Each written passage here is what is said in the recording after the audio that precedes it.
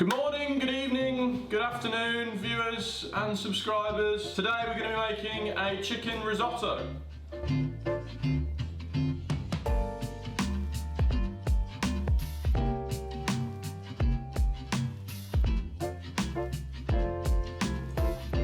So, we have the rice.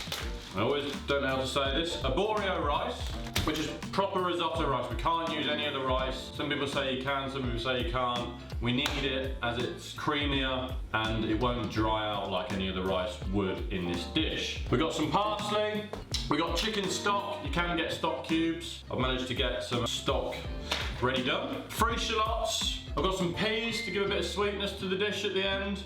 I've got some streaky bacon, 2 chicken breasts, mushrooms, and I've got a mixture of cheeses to finish off. I've got some parmesan and some aged mature cheddar.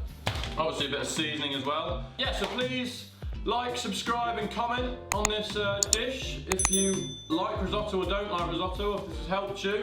Because it is a tough dish to do to someone who doesn't really know how to cook. And let's get prepped. So, number 1 on the prep list, shallots. We're going to be finely dicing them, placing them back on our plate.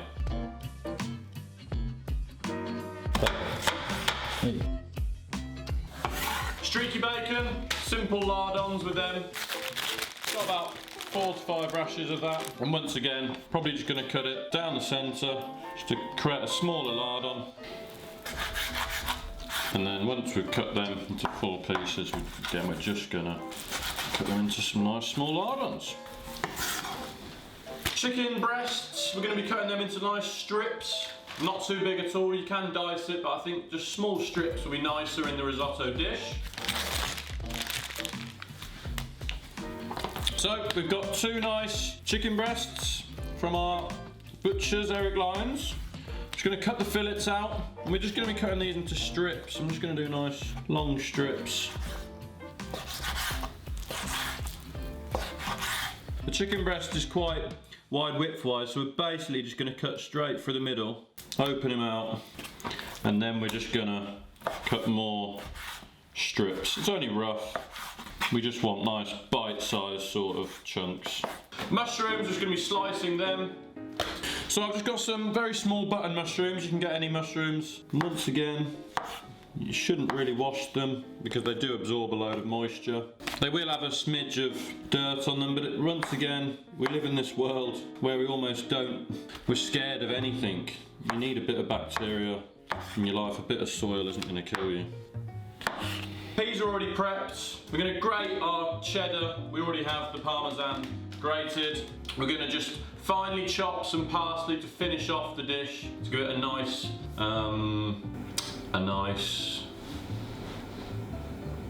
finish. Pick up some more words. We're going to whack some parsley in.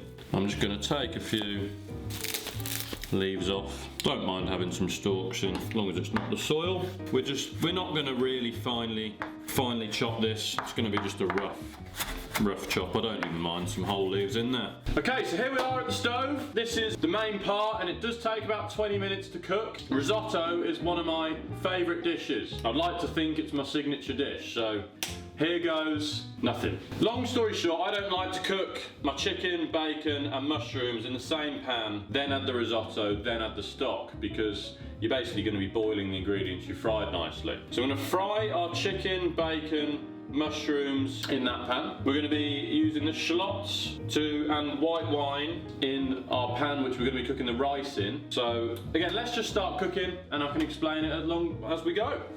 Splash of oil. We need to get this on the heat as well. We need nice hot heat because we're going to be frying off the shallots in here. Splash of oil to start with. Our stock in a separate pan. You need that to be warm/hot, not boiling, and we're going to be adding that in slowly to the rice because that's how you get a nice fluffy risotto.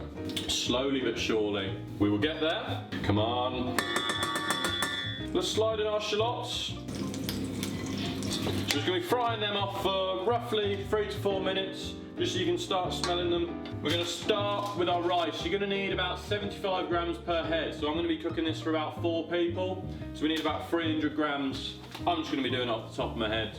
the more the better. If I'm 50 grams here and there, doesn't matter too much. We're going to add some Cotswold butter. So all of my videos, we're going to be using Cotswold butter whenever I add butter into something. The quality of ingredients means a lot in all of the videos. Really, really good. We're going to melt that down. Then, I'm going to try and open the risotto without it flying everywhere. So the aim is to slightly toast the risotto before we add any liquid. It's going to give it that nutty flavour and really add an edge to the risotto. You get a smidge of darkness on the bottom of the pan. It doesn't matter too much because that is where the flavour will lie. It's had about a minute, really dried out. We're going to be adding about half of the wine. Really going to add really solid flavour. I'm going to get a really solid base to this risotto. Each time I'm going to add liquid, we're going to cook it out. Add a bit of seasoning. Remember, keep moving your rice, shallots. Keep the bottom of the pan scraped because you can easily burn this along the way. So that is completely cooked out. I don't have a ladle because I only moved in a few months ago and I haven't had time to buy a ladle, so I'm going to use an alternate method, and I found a mug. And we've got our chicken stock. We've got about a litre there. We're going to be slowly adding that in. So I reckon about 1 mug every time. I'm going to add our first lot in and cook it out. Probably turn it down a smidge now. While we start that method, it's going to be a slow process, about 15-20 minutes, slowly adding, drying it out, adding it, drying it out. Creates the perfect fluffy risotto. We're going to cook our separate ingredients alongside. Again, I don't think I'm going to use any oil because I've got the bacon fat which will do the job for me. So I'm going to add the bacon first. Fry that off. So we dried out our first mug of chicken stock. Let's add another splash. This is the creamy sort of texture we need. I'm going to keep drying that out. It's about a 2-minute process every time. So I'm happy with the bacon lardons. They've been lightly crisped up. We're going to add our mushrooms. Don't forget your risotto. Third lot of liquid. Your arm will start aching after a while, but for the sake of the perfect risotto, keep it moving. Do some stretches midway through.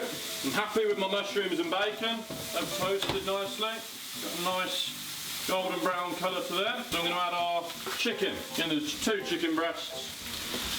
Slowly cook all that down together. Once our risotto is finished, we add it all together. Then don't forget to season everything separately. Right, so that's dried out again. Start pouring this now. It's a slow process. Don't be tempted and get lazy. Think, oh, we'll just finish off. Use half the saucepan of stock. You don't want to do that because you won't be able to cook it out. Then you'll just be boiling it again. I think after the next load, I'm going to give it a quick taste. Feel like I'm in a steam room at the moment. Wish I could put my extractor fan on, but for the sake of the video, I can't. About the 5th time, 6th time, roughly. Probably going to do probably enough for 1 more after that, and I reckon I'm looking pretty good. Right, we have created a steam room, so I have just opened the window. Again, we don't want to overcook the lovely rice we've created. Really nice consistency. Really nice, creamy consistency. We're going to cook that out for about another minute. We need to bring the dish together. So, the peas will be added to the risotto. We've got the parsley will go in last minute, and we're just going to add the chicken, mushroom and bacon in after I've added the peas, because the peas are still frozen, but they will very quickly cook. We don't want to overcook them. I'm 99% sure it'll be done, but you only know when you taste it. Oh, spot on. We're going to add our peas, stir them in lightly, lower the heat as well, because again, we are finished. We're just bringing it all together now. Keep stirring the bottom of the pan.